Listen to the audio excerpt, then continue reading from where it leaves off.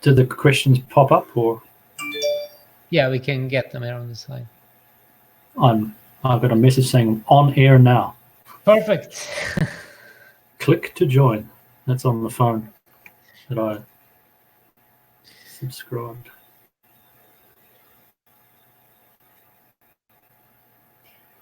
Yeah, another pretty sizzling day. It was a lot of sunscreen and shade needed today.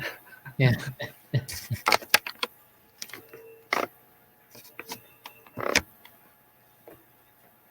Yeah, so for those who just tuned in, we will start in a couple of minutes. And if you have some questions already now, you can just write them in the, you see the white box in the right corner. So just put your questions there and we will start answering them soon.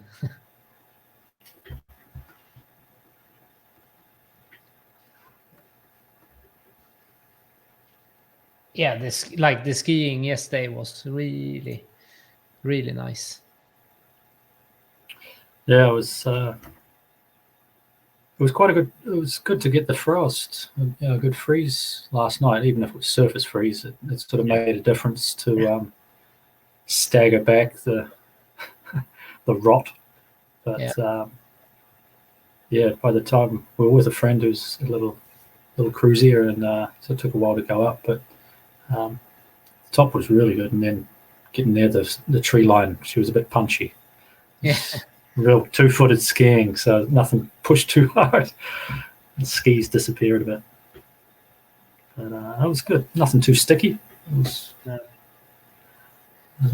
in the we were at Heimste Blåhorna yesterday, and there was just like a 5 centimeter of still like cold crust, but it was like breaking when it was going on it. So it was like really like soft snow down below. Yeah. Good thing. Yeah. So yeah, it'll be interesting to see if we get. I really can't imagine getting too much tonight, but probably more of the influence of the cloud rather than the actual precip. Yeah. So we'll see. And if we've got avalanches happening already over the road here, it wasn't a huge one, but it would make a mess of a car. But just because the walls on either side of the road now are quite deep, Yeah, and so it's got nowhere to easily sort of flow off, especially through that little section. A few people coming in Jørundfjorden. Yeah, people are on the way in. Nice. There was something in Jørundfjord or Norrangdal, or in Jørundfjorden, like on from I don't remember the name of it, but the summit just beside Nordre Sætertind, down towards the fjord. Okay. Like loads of snow. It got to the fjord, or yeah.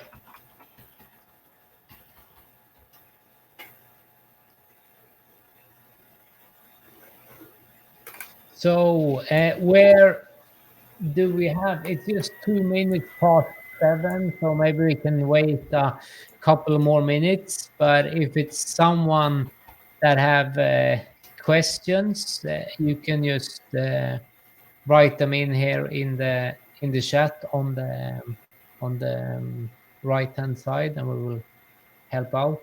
This stream is sent to Facebook too, so remember, if you make a comment in there, we're not able to see it here.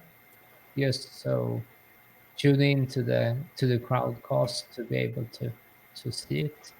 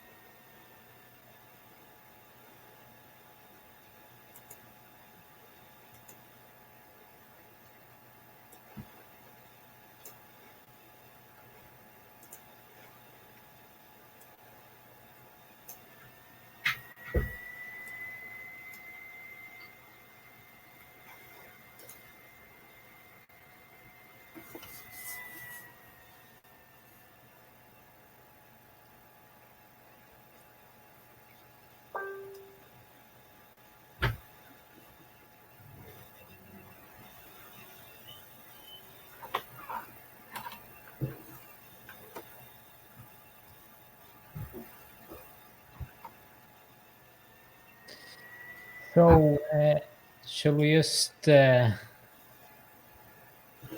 start talking? Sure. So we are up and running with a new. This is not really a webinar tonight. More of a were you able to put out some questions to us regarding avalanche safety, ski touring, and we'll try to answer as good as possible. We also have some previous questions that we haven't been able to ask. So I think we will start with some of those. And there was we were discussing this about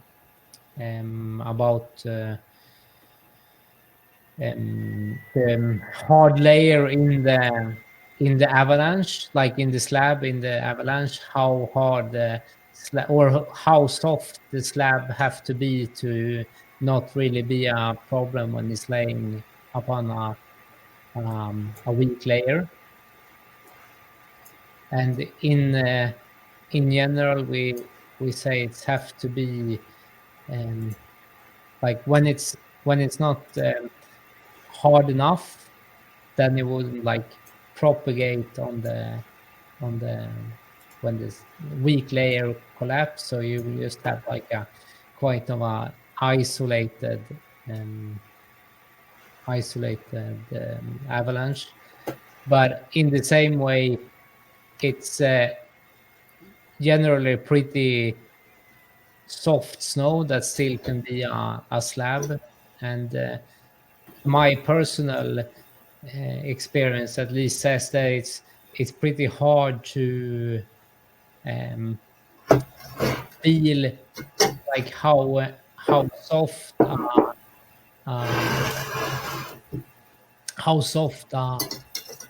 slab should be.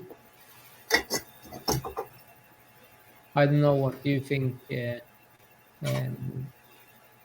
Gordie. Yeah. Hi everyone. Gordie Smith here. So yeah, we're just joining the discussion about the slab. The thing about whether it's a hard slab or a soft slab, it's not possibly the only thing to think about. And if you think of the slab in that equation, if you've got sort of a whole bunch of strong sort of layers and then you've got some kind of weakness underneath, it's about how it can support any kind of stress and how it can insulate from the stress that probably you're applying to it as you're skiing or boarding over it. So if you've got a soft slab and you're going to sink in a lot more, or if you're going to have a hard slab, the other thing to think about is not just how dense it is or how hard it is, but how deep it is. And there's a short video I could try and drum up and play here, and it shows you a snowboarder coming over a significant slab area, but it only triggers the avalanche sort of where the slab is thinnest, where it's not so supportive, because the person or the snowboarder in this case, as they come over that area, their weight, the stress that they're putting on the slab is able to get through the thinner part and get to the weak layer, which then collapses. If it's much thicker, it's a stronger bridge, if you like, and so it's going to support them, and they might not have their weight or the stress get right through to that. So I'll try and I'll just dig this up and play that for you. Stand by.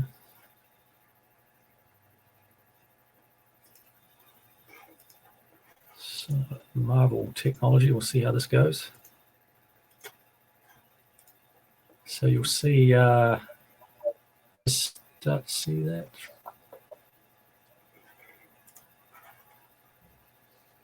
It's just coming in here. So just drive it. So on the screen you can see a snowboarder dropping in. I'll just play it in its entirety, then we can come back and pause it. So you see the snowboarder coming right over, and as they pass over that small rock, bang, that's when they trigger this large slab in motion.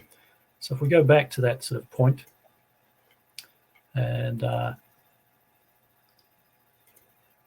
good thing to notice on this video is you can see there's another track already on the slope. Somebody's already been down there and hasn't triggered this avalanche. Now, just as the snowboarder is doing a turn, and quite often that's another time when you're applying more pressure. In a turn, there's more stress because the weight is increased, just the G-force, and that gets to push down through as they come over this little roll. Bang, right there is where the slab, the strong layer, is actually thinnest, so it's less supportive. And you can see it cracking right up this flank line, and in a minute you'll see it cracking out on the crown wall, or the brotkant, where it breaks away from the remaining snow. So right there you can see it now ripping out. So this big slab is very strong, and it propagates out to the side, so it has strength across the mountain. Where it's failing is underneath the thick slab, where this weak layer, and right above that rock, the strong layer is thinnest, and it's easiest to trigger or transfer through to that weak layer. So hopefully that sort of makes a bit of sense. And of course, if the slab is soft as well as thin, the pressure needed is probably going to be less to trigger something, but it might be less likely to spread out as far as a hard slab. And that's where the propagation potential, how far or how wide a slab avalanche, which we all know are the killers. They're the ones that are tricky, harder to predict, and they're also the ones that don't just sort of, when you trigger them, they go away from you. You might actually get, like this guy in the video, he's well onto the slab, it supports you until, bang, well up above you, it breaks away, and then there's a whole bunch of snow chasing you down the mountain. So there's a lot to sort of think about there. But on the initial question, think of not only the slab in terms of soft or hard, but also how thick it might be. So quite often you'll have a bowl feature, a large slope, and on the flanks, that's where perhaps, or even a gully like a couloir, and on the flanks of that couloir are where the slab is thinnest. So getting in and getting out of that gully might actually be the more dangerous parts, or the most likely parts when you're going to trigger a slab avalanche. When you're in the guts, right in the middle of it, that's where the bridge or the hard slab might be the deepest. And so it's possibly going to support you more. But of course, you run the risk that the further down you go, if you trigger it, then there's more behind you that's going to take you out. So being really wary of your entry and exit points into those places that are known avalanche paths where there's potential danger. And you really want to make sure you have good terrain travel practices by having a good a buddy who's well trained in rescue, who has the plan that you've talked about, discussing and communicating that well, having the escape plan. So if you've already made an assessment, perhaps that there's we're passing over this avalanche terrain, it's likely or it's possible that there's an avalanche may be triggered. Whereas maybe those common trigger points, and a few weeks ago we had an avalanche talk where we talked about those areas which are convex rolls, places where the snowpack is unsupported, shady areas where quite often weak layers will stick around. So those small areas, if you can plan your route around those small, more likely trigger point areas, then you're less likely to trigger the avalanche. But it's not a black and white science. It's almost a dark art as well. So being aware of those points, and you've got to back yourself. You've got to be knowing you've got to back up of having a partner who's got all the gear, a shovel, peeps, and probe, possibly an air balloon bag as well, and that they're going to be able to keep an eye on you until you're to that island of safety, that next safe point. And then you're, of course, are going to turn around and look back and make sure they get across that same piece of terrain.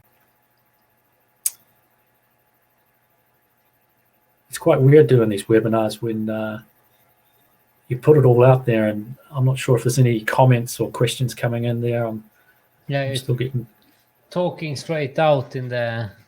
Just yeah, it's quite odd. Yeah, straight out in the air. Thanks, Johnny. Yeah. Feedback is good. Yeah.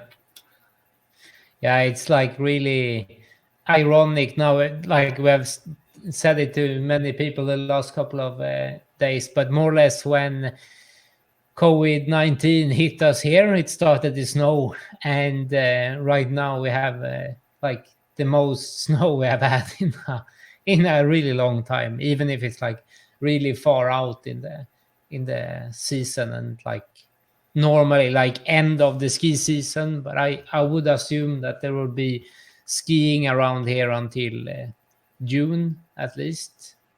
Yeah, well, last year I think that more snow in Geiranger where you are now, Gordie, but out here at least it's a lot up in the ski resort.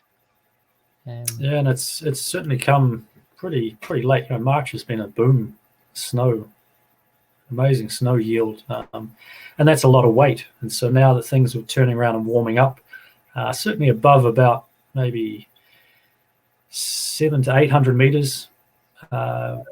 Above sea level, that's where there's a huge mass of snow. It's quite heavy and wet snow. A lot of the snow that came in March, we had some nice dry snow, but quite often it was quite warm storms, and there's a lot of water content in that. So as that's now becoming more consolidated and starting to melt, you can see the creep and the glide cracks. You'll probably, if anybody's moving around and driving along the highway, you sort of have a look out the windscreen and you'll see these big cracks. They're like fast-moving crevasses, really, where the snow's under a lot of tension. It's very heavy, and especially as it passes over maybe some terrain, like a convex roll again, you start to see it break away, and big smiley faces, big frowns, or smiley faces open up on the snowpack. And if there's nothing supporting it underneath, you'll see parts drop out. Certainly around here by the fjords, there's a lot have been crashing down right to sea level. So you'll see snow and bits of trees as it's ripped them out on the way down. Made it all the way to ground zero. So that's a long way to travel. And the terrain around here in the Sunnmøre Alps, that's just part and parcel of it. What makes it such a great place to go touring? Quite dramatic scenery and a lot of varied terrain. So you have this great amount of variety and so many options to take an easy way up, but to actually have a more of a challenging ski or snowboard down. And that's probably the beauty of this whole region. There's so many slopes and mountains to go and play on.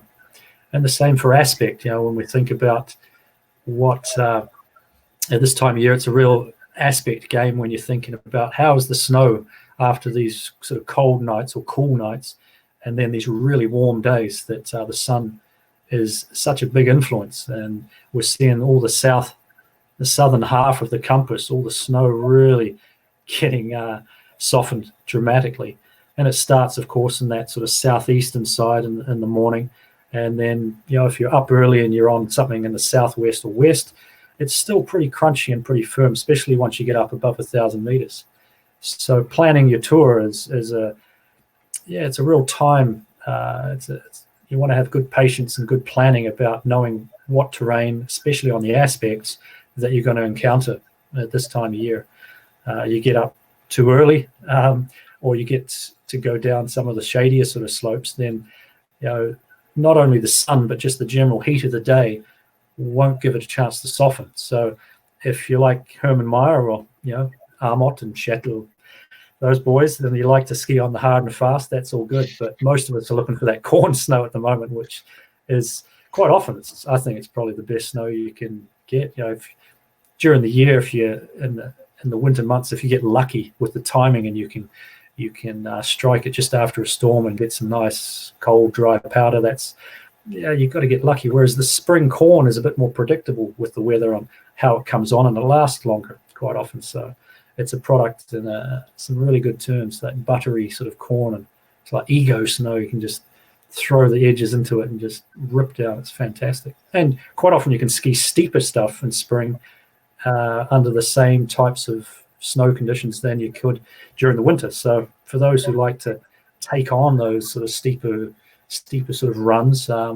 If you get the time right, when things are nice and not locked up exactly, but sort of they've refrozen over the successive nights, and then they're just melting and releasing, what we call releasing from the surface down, and you get that corn snow starting to develop.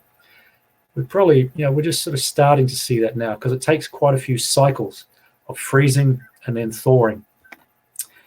Just getting a whole bunch of sun on it doesn't make it corn at all. Quite often it can make it really sticky and sort of deep straight after a new snowstorm and sort of late winter or spring.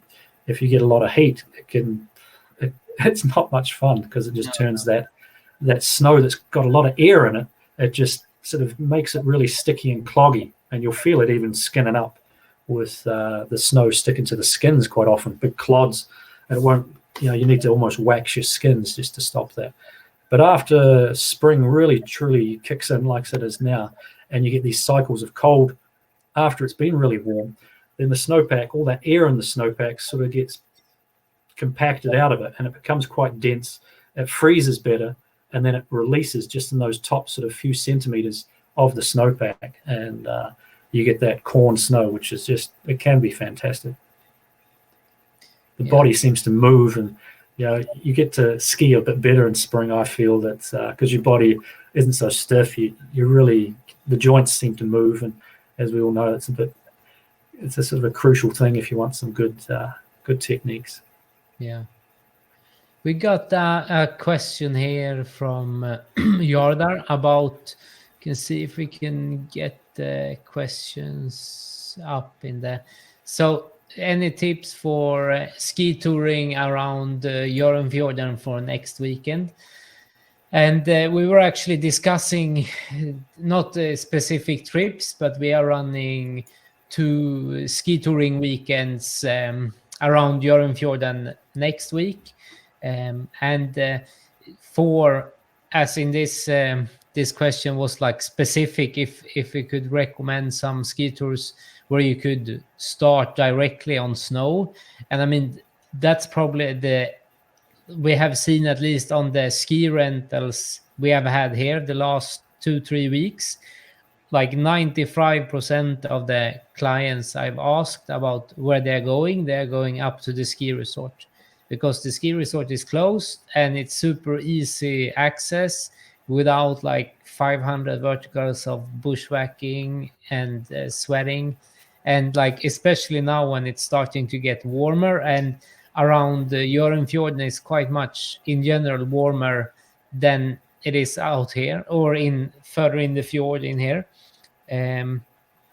So I would like, there are 2, if you're like on the outside of Hjørundfjorden, I would say Skårasalen is always a good one, because you can drive pretty far up in Kvistadalen and more or less always start on snow.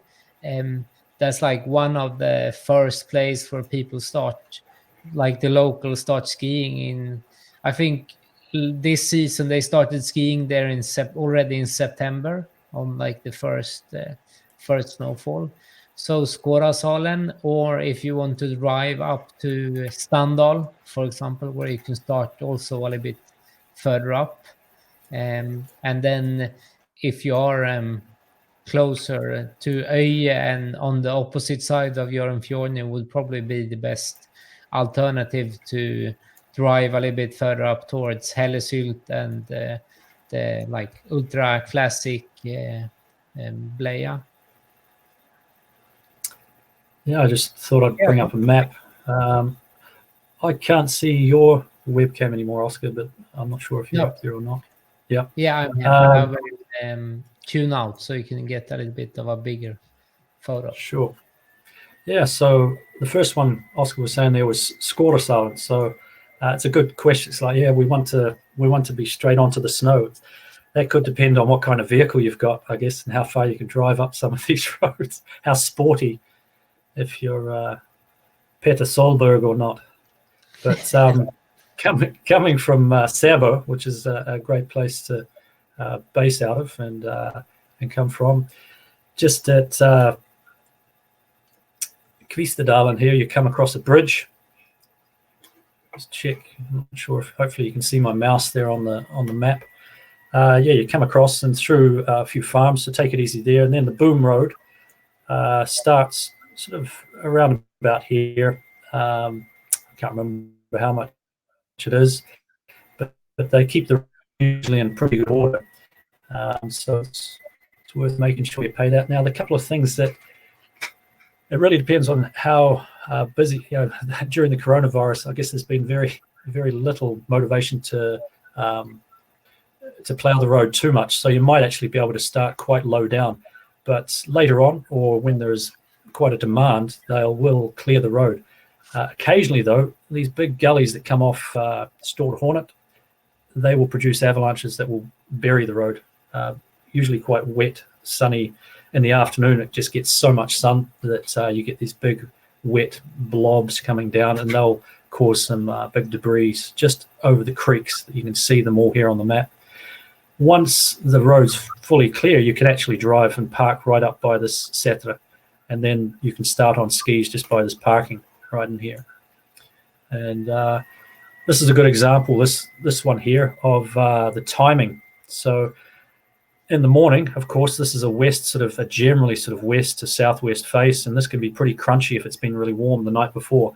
So you may want to sort of do an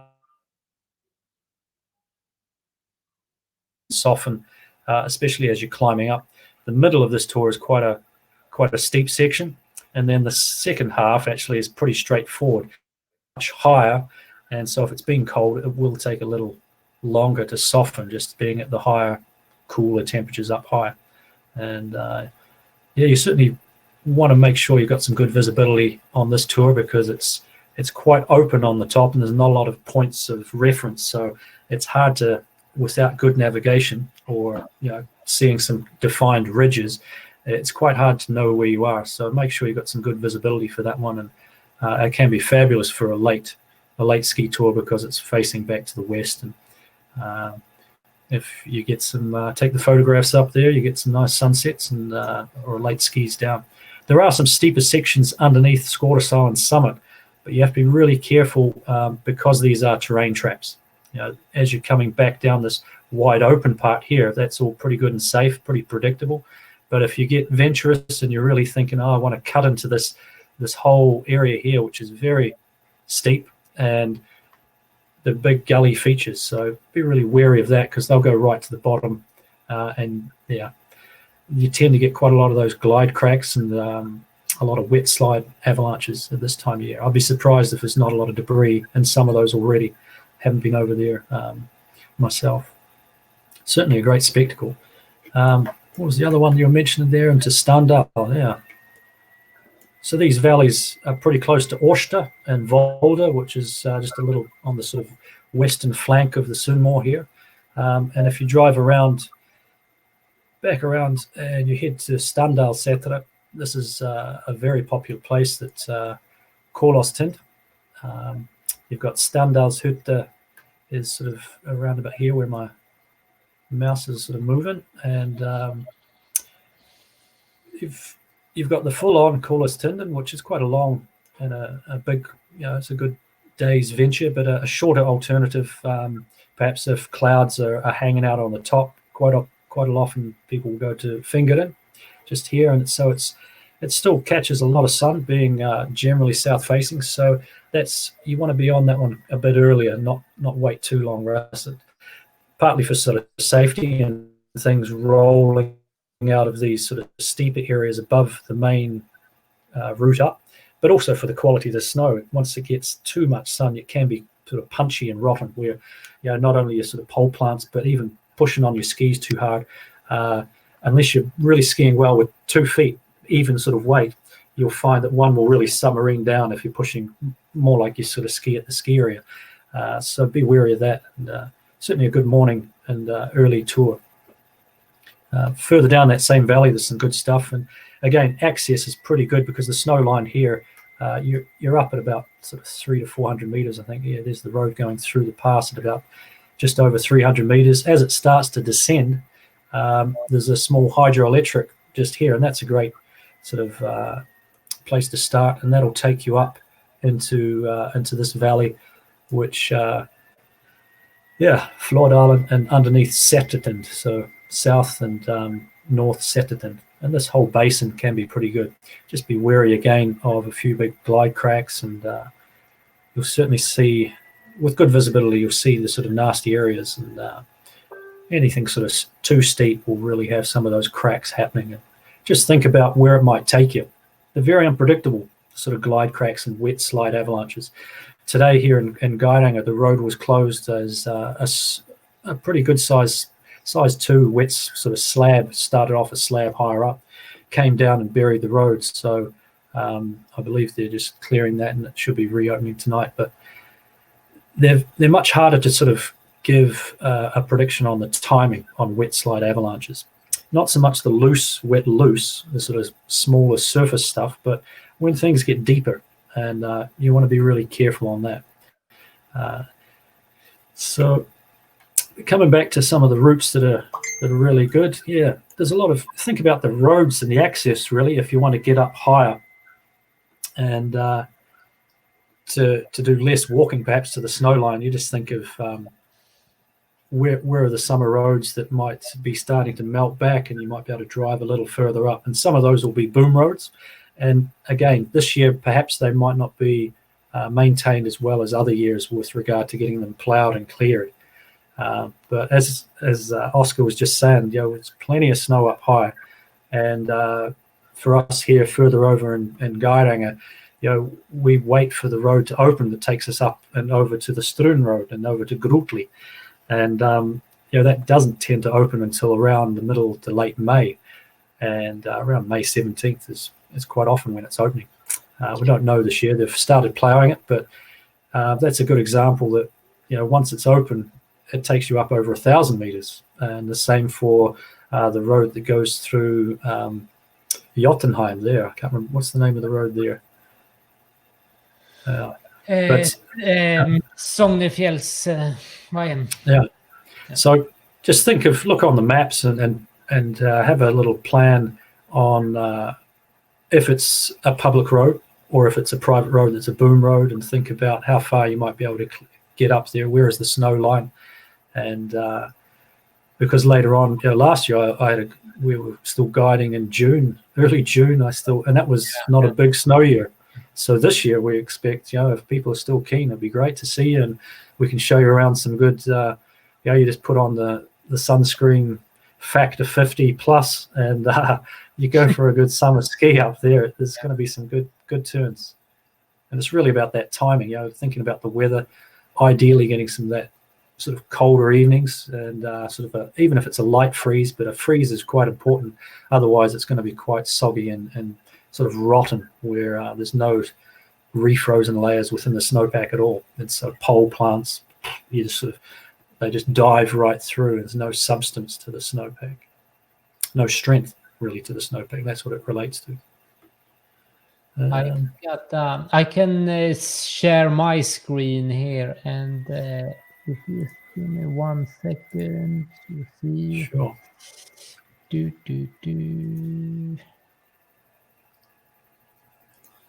See this one. So this is on the opposite. We had Säbe down here that Gordie were talking about before. Down here by the fjord is where we're going to have the base on our ski touring weekends next week. And then you can take this from Öje, it's almost worth the drive up the valley, just in Norangsdalen. Super steep and cool. It's really cool to drive here, not when you have high avalanche danger, then it's pretty uncool to drive up there.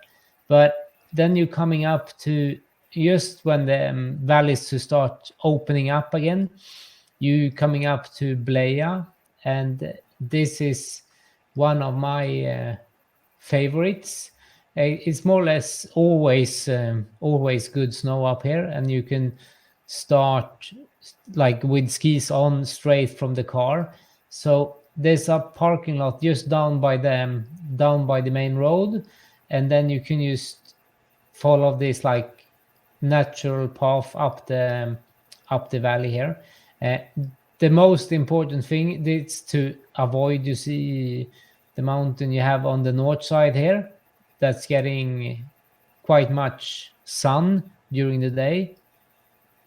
So try to keep, you see where the yellow line is marked up here, there's like a natural ridge line that you will find if you're looking on your own map too, and don't go too close to Kalskenipa. And the same thing is that you're actually coming in on some steeper sections up here higher up, so you want to go above them, and then you have some awesome views from the summit out over the fjord. And we also got a question about from Jonny about the favorite trip around Sunnmøre. And I mean, I get that question a lot, and I think it's really, really hard to give like a good answer on it, because we have so much good skiing around here, and I would say it's more about like the setting and the setting you have for the specific ski tour that will make it like a good ski tour. Like I was up here I'm sitting down here in Stranda right now, and yesterday we drove up the valley Strandadalen up towards we parked over here, met a really angry local farmer that was yelling at us to not park there, but after talking with his neighbor, we got instructions to don't care about him. And then we hiked up here in the forest and up towards Heimste Blåhornet, and had like one of the best spring snows I've been skiing in quite some while. The lower section here in the forest was like really wet and bad instead. But I would like, so I mean, it's more of the prevailing conditions the day you're out skiing. That's which tour is the good one. And I mean, that's the whole what I would say like one of the nicest thing with our work, to be able to really find the best available skiing for the day, and not only like, okay, this is the best trip. And I mean, now when ski touring around here have starting to get more and more popular too, it's more and more people, so which means that I see, at least for myself, if I'm out guiding a ski tour, I think it's nice to don't meet like 150 others on the same summit. I mean, that's a little bit of the whole point of hiring a guide, to get some like unique skiing, and to be able to instead avoid the crowds and find that like best skiing at the moment. And it's healthy too, because it's social distancing. We don't want to get the big crowds. Yeah, so, like I was maybe a little bit before my time then, like with the social distance.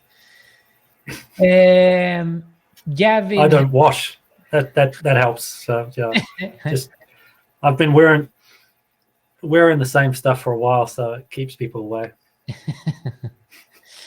And Gavin had a question about avalanche, our thoughts about using avalanche. I mean, avalanche is super nice thing to have, but the main, what I would say, I mean, you have to answer too, Gordie, afterwards, but I mean, the main thing with avalanche is it's really good if you have it in your mouth when you get caught in an avalanche. And then you have to actually stick it, like keep it in your mouth the whole time, which could be like a really hard. I have actually a special. Gordie, if you're bringing your avalanche, I have one. Yeah. So for those of you who don't know, I might have missed just, hopefully Oscar didn't just explain it, but an avalanche is a device that's built into a lot of, it was made by Black Diamond, and it's built into a few packs, or it can be bought by itself. So what it is try and sort of show it here. It has the whole idea of an avalanche is if you get caught in an avalanche and you're buried, that it sort of gives you a few more, it gives you an extra bit of time for your buddies to dig you out. So it has a mouthpiece, which you have to have out before you'd enter a sort of an avalanche slope. And so you'd stick that in your mouth, or you'd have it close by to put in your mouth should an avalanche happen. And the thing is, you would breathe in through this. Oh, sorry, you'd breathe in basically, and as you breathe out, you would expel your warm CO2. It basically goes through the tube and exits in a vent just on the other side of the pack. So it's got an exhaust basically. And the idea being that the way people die in avalanches is sort of, well, there's a few ways, but if you don't die of trauma in the initial movement of the avalanche and you get broken, either a broken neck or other injuries, then if you're still breathing when the avalanche stops, there's a lot of oxygen, there's a lot of air in the snowpack, but unfortunately it's quite dense sort of snow generally after an avalanche has happened, and you'll probably be breathing pretty hard just with all the adrenaline and everything. So you're generally breathing quick, and you're breathing short, and you're breathing warm CO2 out, which is heating up the snow right in front of your face if you're buried, and that is melting it. And then as it refreezes, because it's going to be cold, it ends up forming this glass mask, and that seals off basically the air that's around in the snow from you, so you don't get to enjoy it. So basically people will start to, it's like breathing into a bag when people, and you get dizzy. So you're rebreathing your CO2, you're not getting enough oxygen, and you're getting hypothermic. So they call this triple H syndrome. So it's hypoxic, hypercapnia, and hypothermia. So not a pleasant way to die. So the avalanche is trying to sort of minimize that effect of the glass mask by expelling your hot or warm CO2 away, and then you can try and enjoy the sort of the oxygen or the air that's still around. It's a funny thing that, you know, they were really popular when they first came out. I've got one built into my pack, and it's a really good pack, so I'll just keep using it. I've never had to use the avalanche. So when you think of safety devices and safety equipment, there's a lot of parallels perhaps with safety measures that happen in vehicles. You know, back in the day when there wasn't any airbags, there wasn't any seat belts, and people drove to a certain speed and a certain cautiousness depending on the limitations of the safety of. And so now if you put in those sort of good things, safety belts, airbags, crush zones, and all these sort of crumple zones, you know, you want to be careful that people don't think they're safer than they are, and their behavior actually gets more risky. And really, these mitigating sort of devices there's a chance they'll sort of, you know, improve your odds, but not if you change how you behave, because then you're making it riskier again, and you'll lose that advantage. So with a transceiver, a shovel, and a probe, and an avalanche, all of those devices are thinking that you've been buried, and they're going to help you actually, or help your buddies find you and get you out quicker, and you'll still be alive, or at least still have an airway. The only piece of equipment which doesn't sort of use that as a premise is these new air balloon bags, or skredsack, or these. Now, they work on the premise that you don't initially actually get buried at all, or you're buried more shallowly. So you're going to have a faster, you're going to be found quicker. So if you're closer to the surface, or actually on the surface, or a part of you is on the surface. So any visual search is going to find you rather than having to search with a transceiver. That's not saying you don't need a transceiver if you have an avalanche balloon bag, but they work all in conjunction. And the balloon bag is quite a big shift in the thinking and how useful they might be. So hopefully you understand, they sort of stop, or at least lessen the likelihood that you're actually going to be buried in the first place, or buried very deeply. So, trauma, a lot of them are built around sort of protecting the C-spine and your head. So there's a lot of extra sort of benefit from minimizing trauma. It's getting knocked around in the actual avalanche. If you get pushed over a cliff or avalanche through trees, that's probably not going to do any good at all. But in the general sort of mechanism of getting tumbled and pushed around, that's what they're designed to sort of minimize or improve your odds. And then, of course, the fact that you're sitting on the surface. So avalanches, they have a place. Back to the original question from Gavin. Yeah. Thanks, Gavin. And so I can't actually recall seeing them for sale so much anymore, but they certainly were quite popular. And you could buy them independent, where you would wear it like a transceiver. It wasn't part of a pack. And, so you could incorporate it into any backpack by basically taping it onto one of the pack straps, because it's certainly, you want it to be, it does have the independent ones did have a harness where it would sort of strap onto you, because you need it to be fairly well secure, just like the balloon bags have those extra straps to hold them, the crotch strap, basically, just so the thing doesn't ride up over your head and you lose your backpack in the sort of traumatic nature of an avalanche. So if you've got access to one, they're light, and I've got to say the biggest thing I'd probably use it for is when I used to work in a lot of the ski patrol is before we'd go out on a bombing run, we'd get them all out and we'd pretend they'd be like bagpipes, and we'd play little tunes to each other. Especially when you suck on them, they make a funny sort of drawing noise, which to my Scottish ancestry was quite entertaining.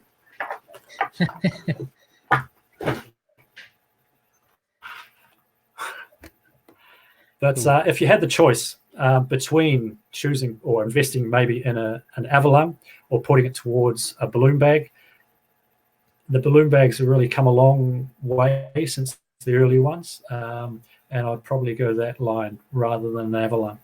Again, because of these things we just talked about, that they're more likely to not actually, you're not likely to get as likely to get buried, or you're going to be more shallowly buried, and that's going to be a big advantage for your companion rescuers, and especially in the digging phase, because we know that a transceiver search and the probing is quite simple and sort of straightforward, that once a search is started. But the thing that really takes a long time is digging through avalanche debris, especially if you're anything more than a meter deep. Your odds are very slim, basically because the time taken or necessary to dig that deep means that you're going to be buried longer than that 15 minutes, that golden 15 minutes, 12 to 15 minutes that your odds are pretty good if you're found within that time frame. What else have we got out there? So you guys can ask questions on gear or trip planning, or like we've already had about certain terrain. We could chat a little bit about current conditions. We haven't mentioned that so much. We've talked a little bit about obviously the snow, but with regard to Varsom is still putting the forecasts out, and that's really good.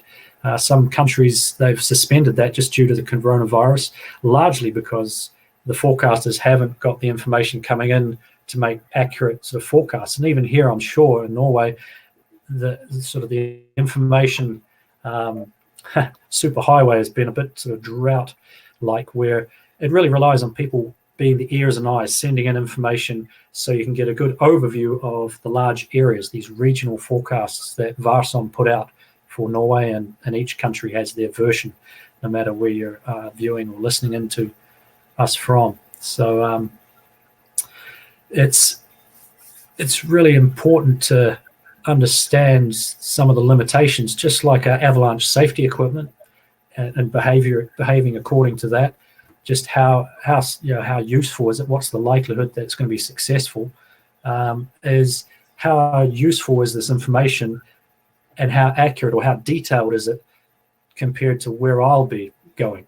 So if you get a regional forecast from Varsom that's telling of a lot of, first it will sort of talk generally about what's the biggest avalanche danger, what's the thing they think is the most that's going to be the most effective, or the thing that's going to affect you, most. So, and then there might be a secondary sort of problem, avalanche problem, or even maybe a third.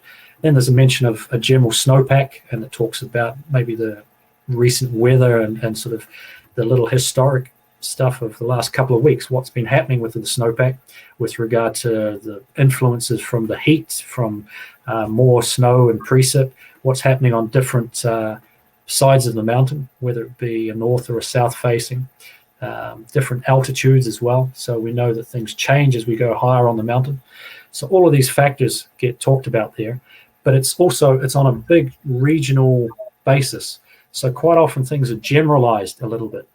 And if you're on one side of a region, maybe way up, we just talked about over by Årsta and Volda. So on Årstafjord or even Jordenfjord, compared to right up the sort of north and west sort of side of Sunnmøre, where it's the same forecast, but things could still be quite different within that same area. So up towards the Troll Road from Valdal, heading towards Romsdal, and even Vaksvikfjell in this sort of northern area, how close you are to the ocean or how close you are to the higher ground inland is going to have a big difference in the climate, the nature of the sort of snow and the weather that's coming in here. So be it rain or sort of heavy, light snow, what is it going to be, dry, wet, the temperature regimes. So it's really important to read these Varsom reports, but then think about, now that I'm going out, I should have a good idea of what I should expect in the way of what kind of avalanche, sort of recent avalanche activity I might be seeing. And within those reports, they talk about clues that you might be seeing on the surface of the snow, but also if you're digging snow profiles or feeling with your pole the different layers of the snowpack, what kind of problems might be there. And they're sort of the clues or the ways to sort of tell if they've talked about a flakkskred problem, that's maybe 35 centimeters down on northeast aspects above 500 meters. And if you go to your little part of Sunnmøre or your region, and you're not seeing or feeling much of that, or you're not seeing the natural avalanches they were expecting to see, then there's something maybe odd.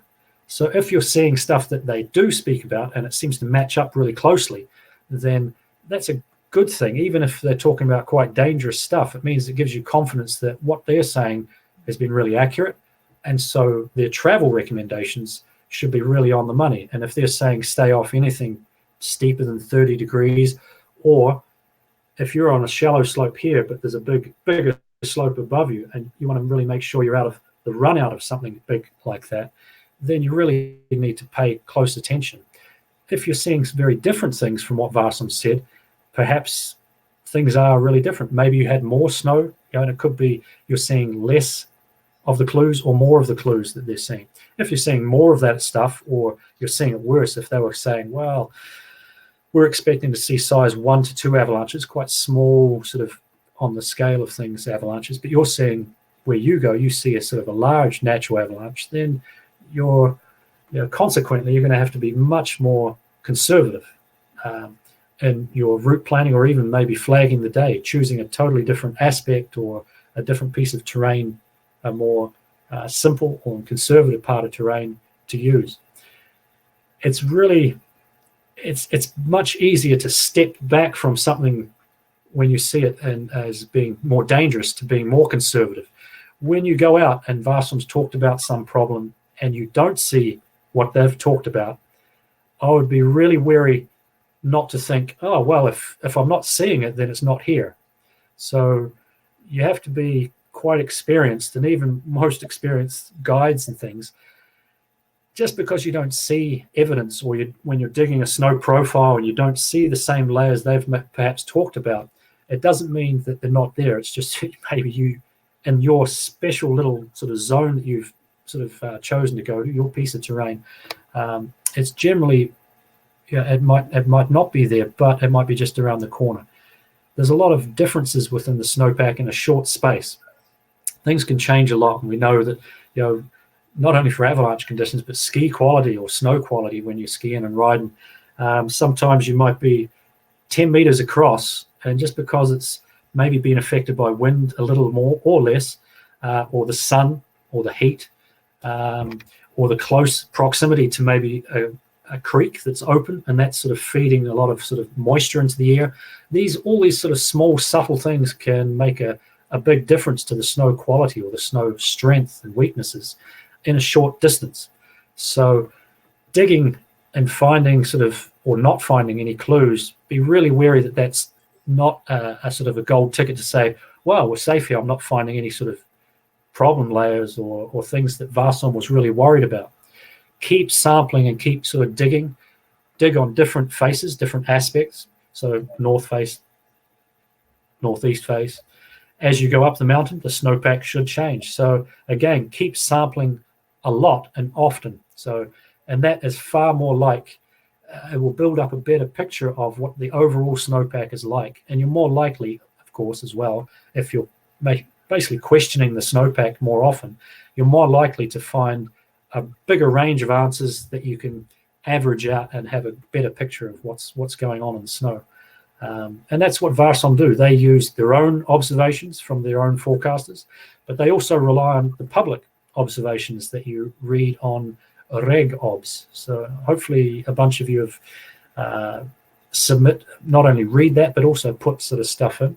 It's a great system where you can either write, type in different things, or even stick in pictures. And a picture, as they say, tells 1,000 words. If you've got a picture of a recent avalanche and you can take a picture and describe it using some of the more technical words, or even the simple words, if you know it's a slab versus a loose avalanche, and the pictures will show it, and then you can estimate maybe how deep it was, how big and chunky it is, how far it went. All of these sort of factors really help out a forecaster in sort of gathering all these sort of observations together, so they have a broad overlook of the whole avalanche problem. Yeah, I had a question from Yardar again, regarding ski tours around Öje, and he asked about what we thought about Maudekollen right now.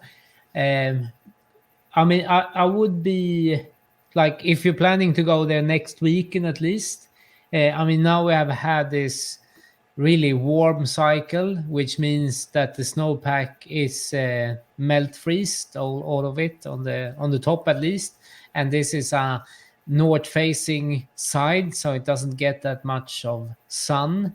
So if you don't have like really warm air temperatures in next week, I wouldn't recommend to go to Maudekollen. I could imagine it will be like really icy, chunky snow with just like, it feels like your knees are on the way to fall off. But if you have some warmer air temperatures, it could be nice.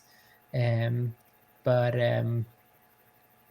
really, like, keep an eye on the conditions and what I mean, the warm weather we have had now will affect the snow the rest of the season. It's really unlikely that we'll get new snow down to the fjord in the end of April. I wouldn't say impossible, but at least close to really unlikely, at least. So I would instead try to look on a south facing aspect instead. I would be getting a little bit more sun and possibility to, for example, Saksa, really nice ski tour, a little bit steep, and one you should avoid if it gets really warm instead, because it's steep and gets really warm in the sun. Really, and I would if you're going to Saksa, go early and try to be the first one that goes up, so you can avoid having people above you. And that's just you can just sit up there and wait until the sun will start warming up the snowpack again.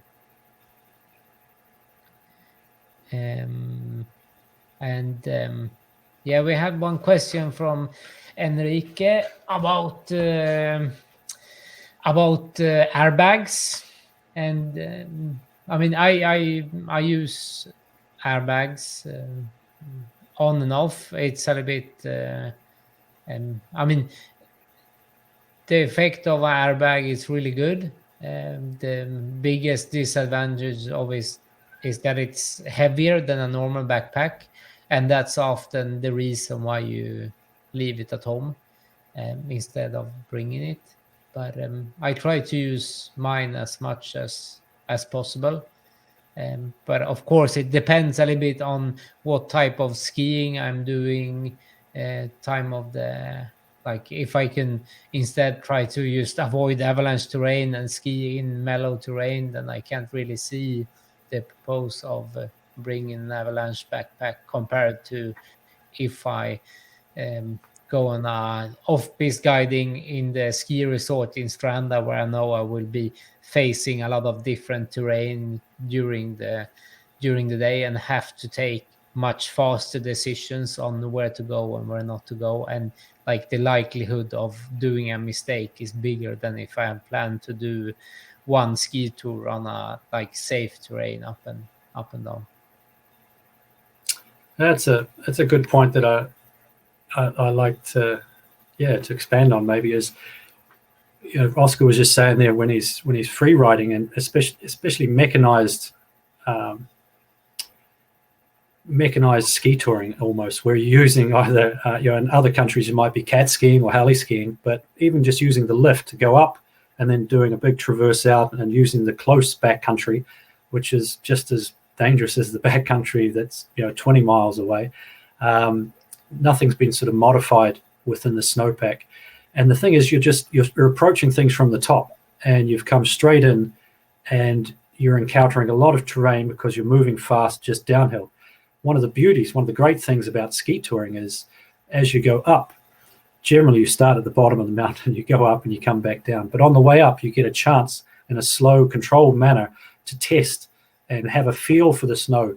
You listen to it, you're poking it with your poles, you're digging profiles, you're on many different aspects as you wind your way up the mountain. And so you basically don't rush in, and you don't get surprised by too many things, because you've had this chance to build this familiarity with the snow. You get a really good feel for it. And as you go up, you're talking with your group, and you've probably got a plan from the start of the day, but as you're going up, that might modify. It might be, especially this time of year, wow, things are really warming up and softening too much. Maybe we'll move around onto that slightly later sun, sort of, on a west, a little more west rather than just straight south. Maybe we're a bit late getting out today, and so we've missed that chance for this one because it's rotten. Or it could be the other way as well. So, but going back to the free ride sort of stuff, where you're going into the backcountry and you just, you quite easily, you don't get a good view of things if you're coming to the top of a steep section, because it's rolling away and it's sort of a convex roll. Then having a little bit more backup, and generally, you're not carrying perhaps the full quota of gear sort of for touring, because you're using the lift, or you've shortchanged it a little bit with the free riding, then it's perfect, and that's where you see possibly most of the GoPro coverage and the YouTube sort of videos of people needing to deploy stuff. It tends to be those kind of circumstances where they're going from a ski field, using the lifts, traversing out into the backcountry, touring from there perhaps, but not fully touring from the bottom of the mountain, or cat skiing. A lot of people in North America use, and perhaps Sweden as well, where it's more available, as the snowmobiles, and heli skiing as well. So that's where it's really popular for these for those airbags. But it's great, the price is slowly coming down. The amount of brands that are actually making them now, there's more competition, and competition is always good for furthering the development, making them basically perform better, usually become lighter, and if there's more of them, hopefully become cheaper as well. So there's a few different technologies out there, and we can certainly talk more about those. And there's it's still in its infancy. It's still quite early days with regard to this technology, even though they've been around a while. And certainly cost seems to be the main prohibiting factor that people don't get into them. But if you're doing this a lot, and if you're paying attention, if you've signed up for this question and answer, you're probably doing getting out into the backcountry a fair bit. So you guys and girls are probably the likely candidates. If you only go once or twice a year, it's pretty hard to justify buying all the sort of specialized equipment. Same for rock climbing or whatever it is, whatever sort of whatever your routines are. But if you're doing it a fair bit, it'll soon pay off, and it's good to buy quality and get familiar with your gear. And it's a funny one. People think, oh, it's a balloon bag. I just pull it and it'll fill with gas or blow up from the fan, and it'll do its job.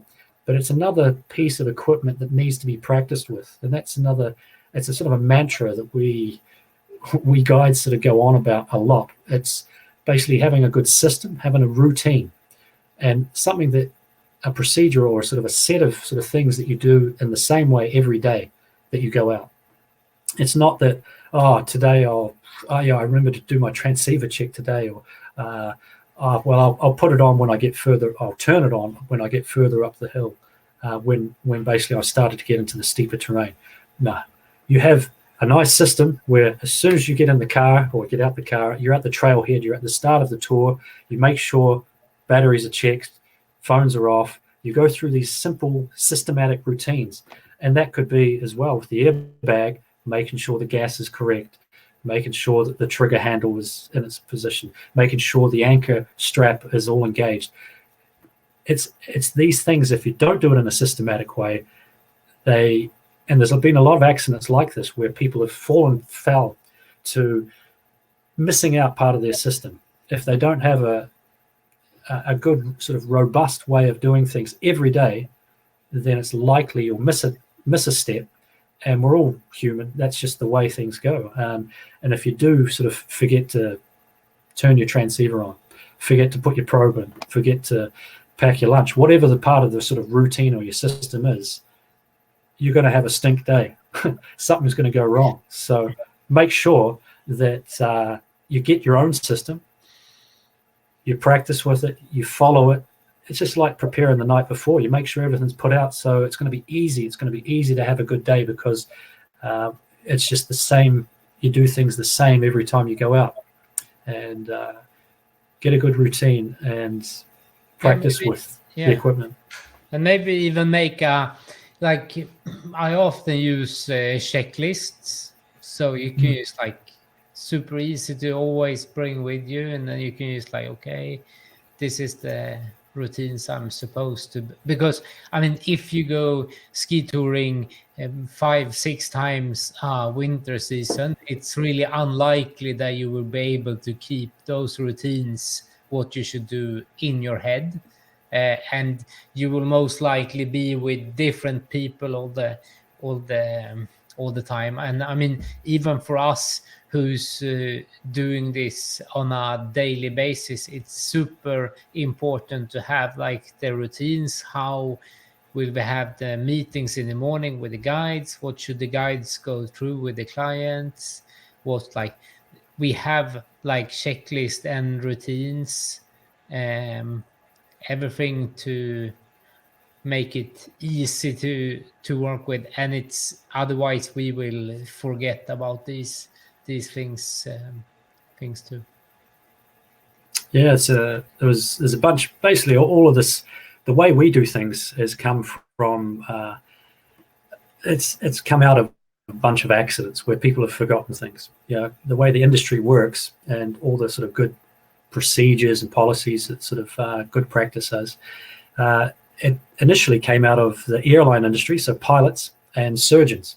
So there was mistakes, and you'll hear horror stories of perhaps doctors who've operated on the wrong leg, or whatever it was. And pilots forgetting sort of some procedures as they went through their startups and their checklists, or at least the checks. And so by bringing in small checklists and delegating a certain number of tasks, and basically the human brain has been sort of, a lot of research has sort of shown that you can remember 5 things really well. Anything more than that, and it gets grey, and certainly anything more than 7, you can sort of forget about it. And some of us are even worse than 5. So we want our checklist to be nice and small and doable. So, you might have a checklist, and one of those points might be a separate checklist. So you break out and go to that. And part of that hopefully is part of the catering, making sure you've got a good lunch. Because if you don't have good lunch and something good to drink, then this thing here, the most important part of your equipment, your brain, if that's not working well, if it's not hydrated, if it's not fueled well, that is your single biggest and best piece of equipment to take with you in the hills. That's going to sort of hopefully lead you to objective, fact-based decision making, and that may be time to turn around for whatever reason, or we're not going there. It's a hard thing, but get a good routine, be in a good state of mind, have a good bunch of people of the same sort of thinking, and then it's more likely you're going to have a really successful and fun day out.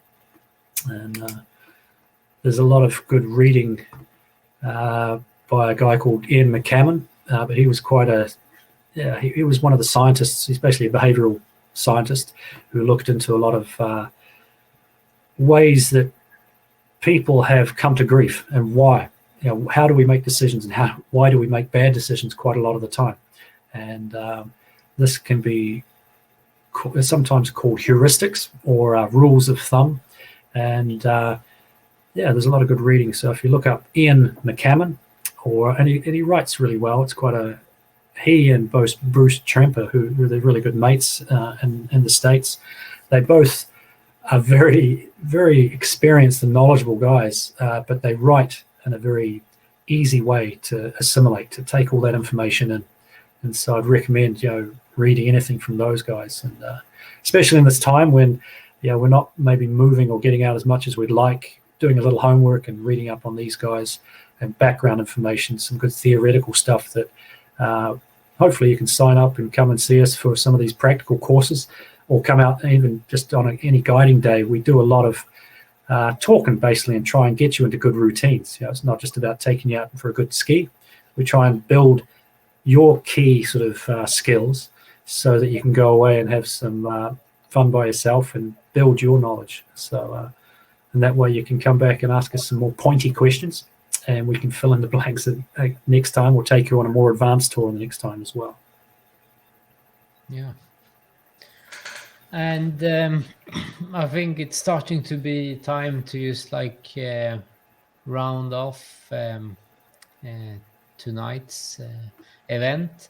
But we have already gotten some questions of more webinars coming up.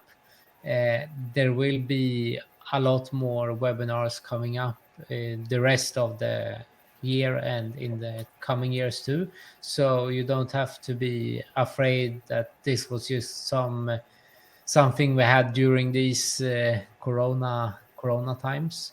We will keep running a bunch with avalanche topics, trip planning, but also coming in more towards the things we're doing in the summer. So like kayaking, some things with the hiking and running, and also one with climbing actually coming up pretty soon. So the best is just to follow the Utewebinar on Facebook, and if you sign up here on this crowdcast, you will get like updates when we publish new webinars.